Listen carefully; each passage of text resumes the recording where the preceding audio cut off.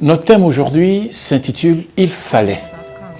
La Bible déclare dans le livre de Jean 4, le verset 4, « Comme il fallait qu'il passât par la Samarie ». Il fallait que Jésus-Christ traverse la Samarie et nous voyons les résultats. Il faut lire tout le chapitre. Donc, il fallait que Jésus vienne à Jérusalem. Il fallait qu'il vienne chez les Samaritains. Ce « il fallait » de Jésus-Christ a apporté la paix entre les Samaritains et les Juifs. Donc, il fallait qu'il vienne à Jérusalem. Il fallait qu'il passât par la Samarie. Et lorsque je dis il fallait ressemble à un carrefour où il faut freiner, il faut aller doucement avant de faire le tour.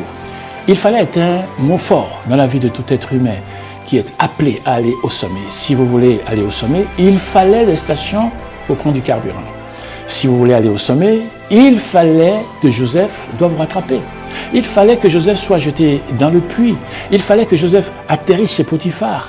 Et là-bas, il a connu une épreuve de succès. Mais ce n'est pas le vrai succès. Il est chef dans la maison, c'est sûr, mais il fallait qu'il aille en prison parce que c'est là-bas même que Dieu l'attend. En prison, il fallait qu'il interprète des rêves à deux ministres. Et de ces deux ministres, l'un a été tué et l'autre lui a promis de le sortir de prison. Mais il fallait que ce ministre l'oublie pour 2 ans. Mais pourquoi l'oubliera-t-il? Il est ministre. Pourquoi? Parce que lorsqu'il va se rappeler de Joseph, lorsqu'il va tout faire pour le faire sortir de prison, il va contrecarrer les plans de Dieu. Le puits, la vente chez Potiphar et enfin en prison, tout ça c'est des stations de patience pour que le temps de votre destinée puisse arriver. Mais l'homme ne peut pas comprendre tout cela. Alors en prison, le ministre à qui il interpréta le rêve va l'oublier. Mais 2 ans après, Dieu va dire « Très bien, mon plan va s'accomplir maintenant ». Alors Dieu va visiter Pharaon. Dieu va lui donner un rêve, un seul rêve.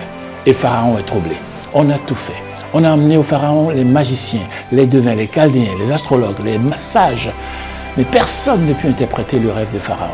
Quand soudain, le dit ministre, donc le chef des échansons, se rappela de Joseph et le dit à Pharaon. Lequel Pharaon demanda d'appeler Joseph, qui interpréta son rêve et lui donna la conduite à tenir. Alors, Joseph fut nommé premier ministre d'Égypte, alors qu'il est hébreu. Il fallait que Joseph passe par toutes ces étapes pour que le plan de Dieu s'accomplisse. Il fallait que Joseph traverse toutes ces choses, comme il fallait que Jésus-Christ aille en Samarie pour apporter la paix. Alors laissez Dieu accomplir, c'est « il fallait » dans votre vie. Et Joseph dira plus tard d'ailleurs dans Genèse 50, le verset 20, il dit, je cite, « Vous avez médité de me faire du mal, mais Dieu a changé en bien pour accomplir ce qui arrive aujourd'hui. » Fin de citation. Donc, c'est important que vous sachiez qu'il fallait que vous traversiez ces difficultés actuelles, car c'est la preuve que Dieu est avec vous.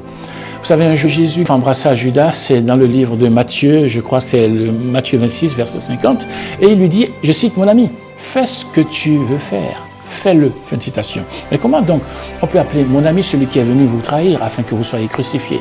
Mais pour Jésus, il fallait que quelqu'un vende pour qu'il aille à la croix, car sans la croix, il n'y a pas le salut universel. Il fallait que quelqu'un vende, il fallait qu'il soit trahi, car sans la croix, il n'y a pas de gloire, et sans la gloire, Jésus ne sera pas à la droite du Père. Le nom de Jésus sauve aujourd'hui. Le nom de Jésus guérit aujourd'hui, grâce à Judas qui l'a vendu. Si Jésus n'était pas vendu et allé à la croix aujourd'hui, nos péchés ne seront pas pardonnés. Nous ne serons pas enfants de Dieu. Nous ne serons pas ambassadeurs de Dieu. Il fallait que Dieu éprouve Job pour que Job puisse dire dans Job 19, le verset 25, « Mais je sais que mon Rédempteur est vivant, il se lèvera le dernier sur la terre. » C'est pas beau ça?